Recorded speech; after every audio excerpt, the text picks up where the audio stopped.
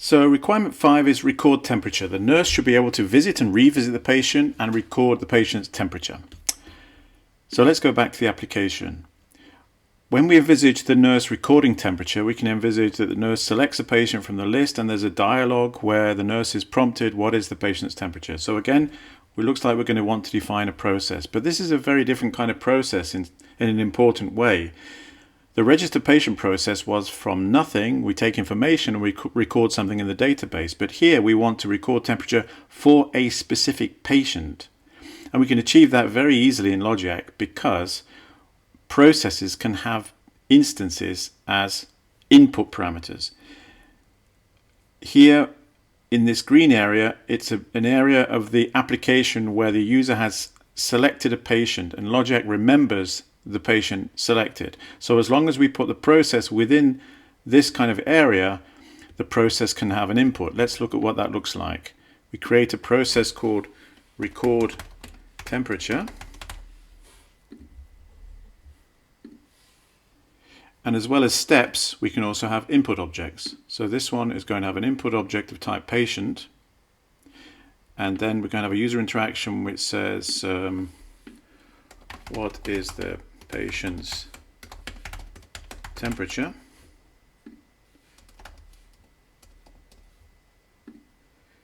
And an action, background action, which this time doesn't create an object instance, but updates one. So we select an instance that we want to update, and then we can choose which values we want to overwrite in the record in the database. So what we want is simply to overwrite the temperature value. And that's the process where the nurse can enter the patient's temperature. We've nearly finished, but we need to, of course, include this process within the application.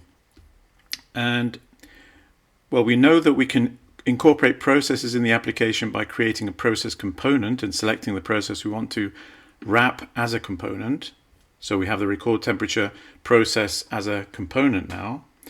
But we want it to be the case that the nurse selects a patient and then the nurse can do two things now. View the data that we have, but also record the temperature. So what we need there are some kind of container. We have 4 container components here where we can put other components in.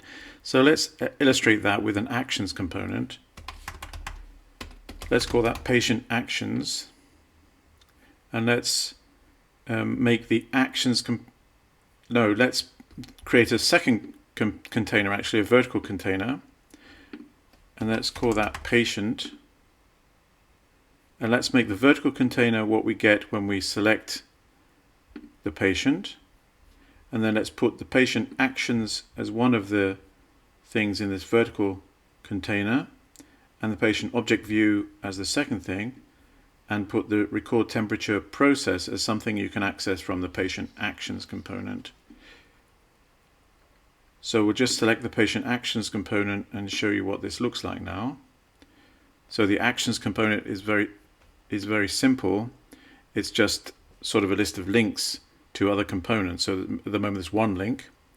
The vertical component has that one link at the top, followed by the patient object view. So we've composed a view for the user and we've given access to the record temperature process. So we can see that in operation.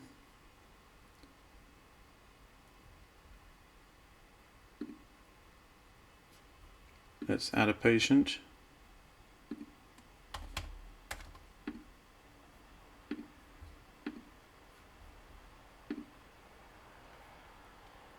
And then we want to record the temperature. So we go in there and we get this vertical view with the information about the patient and record the temperature.